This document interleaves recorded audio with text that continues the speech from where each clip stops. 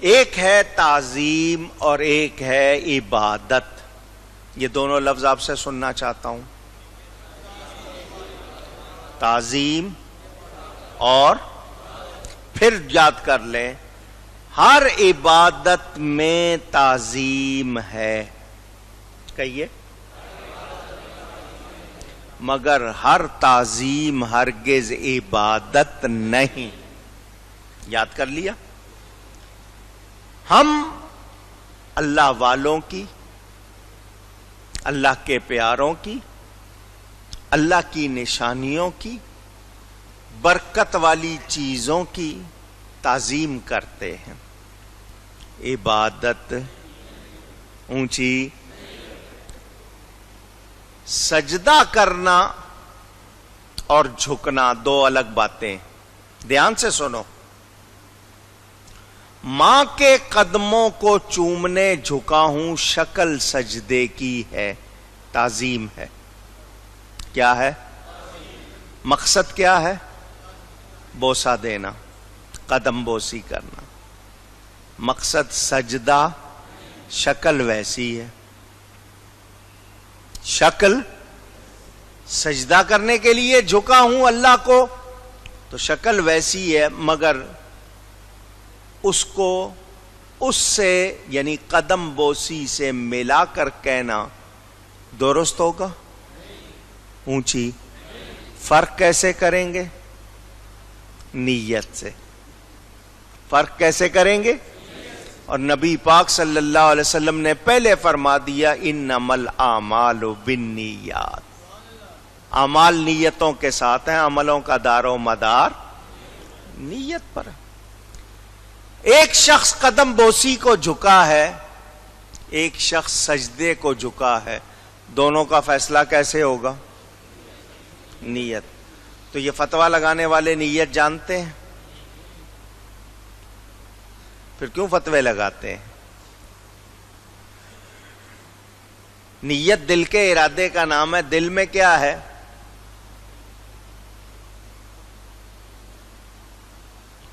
میں نے یہ بات آپ کے سامنے کیوں رکھی ہے؟ تاکہ آپ کو سمجھ آ جائے. میں پھر بیان کر رہا ہوں، حالانکہ میں اس کو ہزاروں بار دوہرا چکا ہوں. پھر سجدہ اللہ کو کرتے ہو یا کعبے کو؟ اونچی. لیکن منہ کس طرف کیا ہے؟ کعبے کے اندر قبریں ہیں.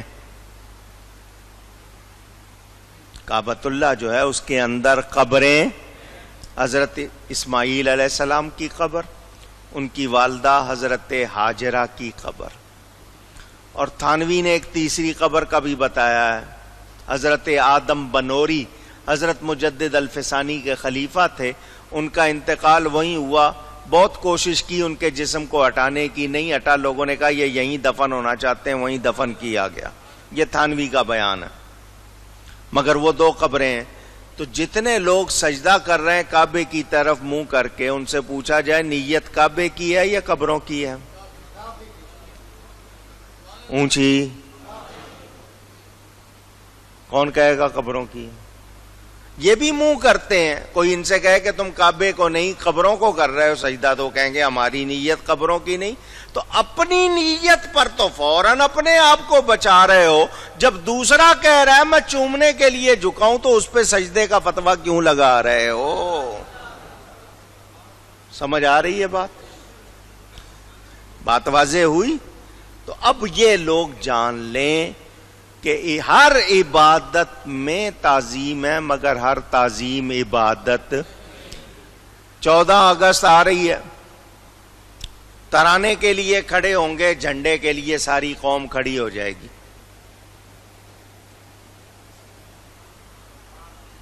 یہ جھنڈے کی تعظیم ہے یا نہیں؟ پوچھ رہا ہوں آپ سے. تو کیا اس کو عبادت کہیں گے؟ جواب آپ دیں. تو آپ نے جان لیا کہ ہر عبادت میں تعظیم ہے، مگر ہر تعظیم عبادت نہیں ہے. تو ہم اللہ والوں کی تعظیم کرتے ہیں، اور تعظیم بھی وہ کرتے ہیں جو جائز ہے. جو جائز نہیں وہ تعظیم کرتے نہیں. اب پھر یہ مسئلہ پھر سن لیں. عربی کا لفظ ہے انحنا، کہیے گا. اس کے معنی جھکنے کے ہوتے ہیں. کسی کے لیے کتنا جھکا جا سکتا ہے؟ آپ کھڑے ہوئے ہیں، رکوع تک کسی کے لیے جھک جائیں گے، یہ جائز نہیں ہے. رکوع کیا ہوتا ہے کہ آپ کے سر اور کمر کا لیول سطح ایک ہو جائے. اتنا کسی کے لیے جھکنا جائز. اونچی کہیے. چائنا اور جاپان والوں کو آپ نے دیکھا ہوگا کہ وہ کسی کو سلام کر رہے ہیں یا ویسے اس کے لیے جھکتے ہیں، رکوع کی حالت میں جاتے ہیں. یا پرانے دور کے کچھ لوگ ابھی تک کہتے ہیں جی بادشاہوں کے سامنے ان کے ملازم جھکا کرتے تھے رکوع کی حالت میں. اسلام میں اس کی اجازت. اونچی کہیے.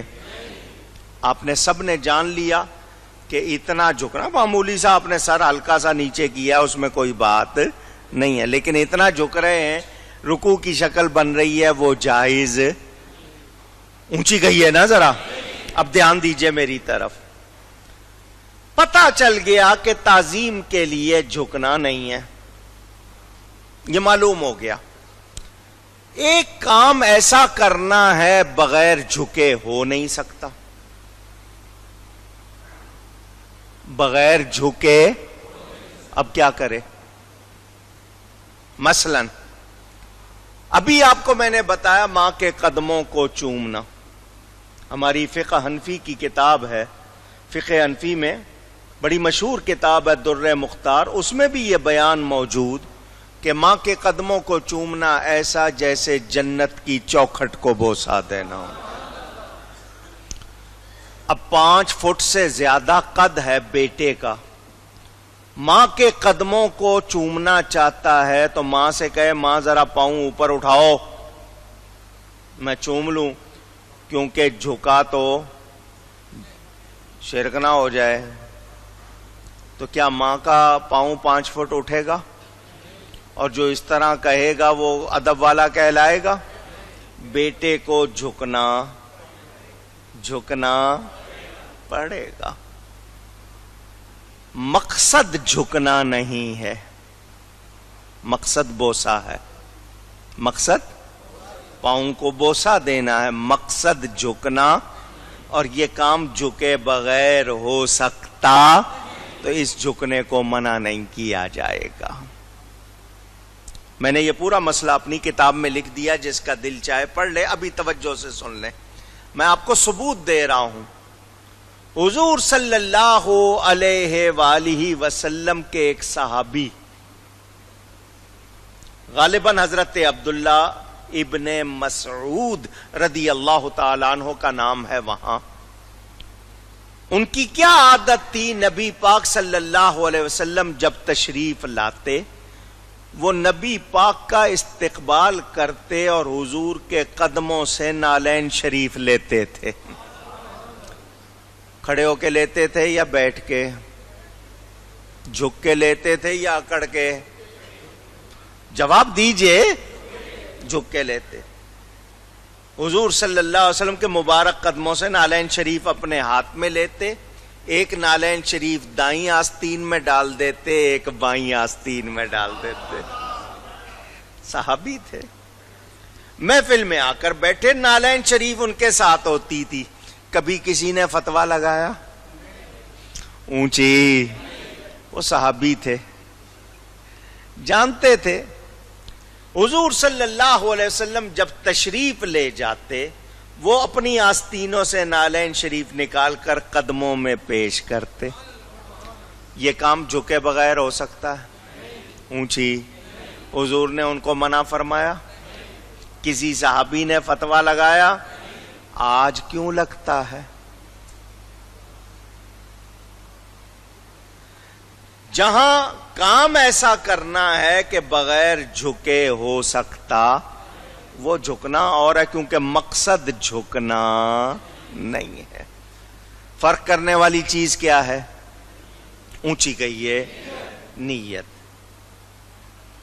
آج یہ لوگ نیت کے بارے میں کچھ نہیں، بس فوراً فتویٰ. تو میں ان کو یہی بتا رہا ہوں، یہی کام تم بھی کرتے ہو. صحابہ کرام رضوان اللہ تعالی علیہم اجمعین کا ہمارے پاس نمونہ موجود ہے، ہمارے پاس ثبوت موجود ہے. تم خود بھی کر رہے ہو، پھر فتوے کیوں لگا رہے ہو؟ اور اگر تمہارا فتویٰ صحیح ہے تو پھر پہلے تم اپنے آپ کو درست کرو. ان لوگوں کو بھی اس فتوے میں لاؤ، وہ لاتے نہیں ہو تو ہم پر فتویٰ لگانا تمہاری شرارت ہے، یہ شریعت نہیں ہے. کتنی احادیث میں ہے صحابہ کرام نبی پاک صلی اللہ علیہ وسلم کے قدم چوما کرتے تھے. قدم چومنے کے لیے جھکنا ضروری ہے، بغیر جھکے قدم بوسی ہو سکتی نہیں. تو ایسا جھکنا منع نہیں ہو. بات بہت دور نکل رہی ہے، میں نے پھر وہیں آنا ہے. ہر نبی کی یہ تعلیم کہ اللہ کے سوا کوئی عبادت کے لائق نہیں ہے. تو آج جو جائز نیک کاموں کو جو لوگ شرک کہہ دیتے ہیں، غیر اللہ کی عبادت کہہ دیتے ہیں، ان لوگوں کے فتوے درست نہیں. ہاں کوئی کرتا ہے تو اس کو مجرم کہو، کسی عالم اہل سنت نے کہا ہو تو اس کو مجرم کہو، اور ایسی کوئی بات اونچی گئی ہے نہیں ہے. باتیں کرنے والے ہم نے بہت سنے دیکھے ہیں. آؤ نا سامنے اگر ہے تو ثابت کرو. تو خام خواہ لوگوں کو نیک کاموں سے روکنا. یہ بات میں نے اپنی کتاب میں نقل کی ہے، اور لکھنے والے علامہ ذہبی رحمت اللہ علیہ، شمس الدین نام ہے. بہت بڑے عالم شمار ہوتے ہیں، اور یہ لوگ تو ان کو کچھ زیادہ ہی مانتے ہیں. ان کی کتاب سیر اعلام النبلاء عربی میں موجود ہے. متعدد ان کی کتابیں، بہت بڑے عالم ہیں، انہوں نے بھی یہ واقعہ لکھا ہے، اور آپ نے سینکڑوں مرتبہ سنا ہوگا. نبی پاک صلی اللہ علیہ وسلم کے 4 مؤذن تھے. ان میں سب سے مشہور حضرت سیدنا بلال حبشی رضی اللہ تعالی. میرے نبی پاک صلی اللہ علیہ وسلم نے دنیا سے پردہ فرمایا تو یہ مدینہ چھوڑ گئے، چلے گئے. نبی کریم صلی اللہ علیہ وسلم ان کو خواب میں ملے اور فرمایا، بلال یہ کیا بے رخی ہے، تم مجھے ملنے کیوں نہیں آتے؟ نبی کو خبر ہے کون آ رہا ہے کون نہیں آ رہا. میں نے واقعہ پھیلانا ہو تو اس میں سے مسئلے اور نکالوں. حضور فرما رہے یہ کیا بے رخی ہے، آتے کیوں نہیں ہو؟ حضرت بلال خواب سے جاگے، نبی کی زیارت کی نیت سے سفر کیا. آج ہم زیارت کی نیت سے سفر کریں فتوے لگائے جاتے ہیں. زیارت کی نیت سے سفر کیا، مدینہ منورہ آئے. ذہبی لکھتے ہیں کہ وہ آ کر نبی پاک کی قبر سے لپٹ گئے. حضور کی قبر سے اونچی، اپنا منہ رگڑتے تھے، حضور کی قبر پر چوم رہے ہیں اور لپٹے ہوئے ہیں. آج ایسا کریں فتویٰ لگتا ہے یا نہیں؟ اونچی. تمہارے بڑے کی کتاب میں لکھا ہے حضرت بلال قبر شریف سے لپٹے ہوئے ہیں، منہ رگڑ رہے ہیں، چوم رہے ہیں. مدینہ منورہ میں شور مچ گیا. حضرت بلال آئے، لوگ مسجد میں جمع ہو گئے. فرمائش کی گئی اذان کی. جب اذان دینے لگے چیخیں نکل گئی لوگوں، یہ آوازیں سنی گئی. وہ تو آ گیا جو اذان دیتا تھا، وہ کب آئیں گے جو نماز پڑھاتے تھے؟ ایک عجیب منظر لیکن میں نے واقعہ اتنا ہی سنانا تھا. وہ نبی پاک کی قبر کو لپٹ بھی رہے ہیں, چوم بھی رہے ہیں, منہ بھی رگڑ رہے ہیں, کوئی فتویٰ لگاتا نہیں. اچھا, قبر شریف کو لپٹے ہیں تو جھکے بھی ہیں, جھکے بھی ہیں, بغیر جھکے یہ ایسا ہو سکتا نہیں. تو اب فتوے کہاں گئے؟ ہے ہمت حضرت بلال پہ فتویٰ لگانے کی؟ تو یاد رہے جو عمل جائز ہے, صحیح ہے, وہ ان لوگوں کے کہنے سے غلط ہو سکتا اونچی نہیں. مگر یہی نہیں کہ صرف قبروں کو لپٹا جائے, چوما جائے, ہمیں اپنے اعمال بھی تو درست کرنے ہیں. ان لوگوں کے اعمال کیسے تو وہ بھی دیکھنا. یاد رکھنا عقیدے کے حوالے سے اس بات کو اس لیے آپ کے ذہن میں دوبارہ تازہ کیا ہے کہ کسی شک شبے کا شکار نہیں ہو. آج داعش نامی تنظیم, IS اس وقت عراق میں, شام میں, دوسرے ملکوں میں نبیوں کے, ولیوں کے مزارات پر حملہ کر رہی. ان بے ایمانوں نے نبی پاک صلی اللہ علیہ وسلم کے روضے کے لیے بھی بکواس کی ہے کہ ہم اس کو بھی گرائیں گے. معاذ اللہ. ہم لوگ سنتے رہیں, دیکھتے رہیں. یہی ہماری غیرت ہے. اور ان کے پیچھے کون کون ہے, کیا کیا سلسلہ ہے, کہاں سے ان کو امداد ہو رہی ہے, ان کے کتنے بندے آپ کے ملک میں پہنچ چکے ہیں, آپ کو اندازہ نہیں. آپ میچ دیکھو, آپ ڈرامے دیکھو, آپ کھیل تماشے دیکھو, آپ کو ہوش نہیں ہے. یہ اس لیے بتا رہا ہوں کہ ہم لوگ سو رہے ہیں, غافل ہیں. غیرت ہم نے خود تھپکی دے کر سلا دی ہے. آج حق بات کرنا جرم بن گیا. تماشے اور کھیل ہمیں بہت پسند ہے. کیوں آزادی لی تھی ہندوستان سے؟ کیا وہاں نماز روزہ نہیں ہوتا تھا؟ اذانیں نہیں ہوتی تھی؟ مسجدیں نہیں تھی؟ کیا وہاں سے لوگ حج پر نہیں جاتے تھے؟ قربانی نہیں ہوتی تھی؟ روزے نہیں رکھتے تھے؟ سب کچھ تھا. صرف یہ تھا کہ شریعت کا نظام نہیں تھا کہ ہمیں اپنے آزادانہ عمل کے لیے ریاست چاہیے جہاں اسلام کا قانون ہو. کون سا قانون یہاں اسلام کا ہے؟ لیڈر ہم وہ لوگ چنتے ہیں جن کو اسلام سے دور کا واسطہ نہیں ہوتا. کام وہ کرتے ہیں جو شریعت اسلامی کے خلاف ہوتے, اور پھر چاہتے یہ ہیں کہ امن ملے, راحت ملے, سلامتی ملے. مل سکتی ہے اونچی. کتنے سنی گھرانے ہیں ملک میں, اکثریت اہل سنت کی ہے.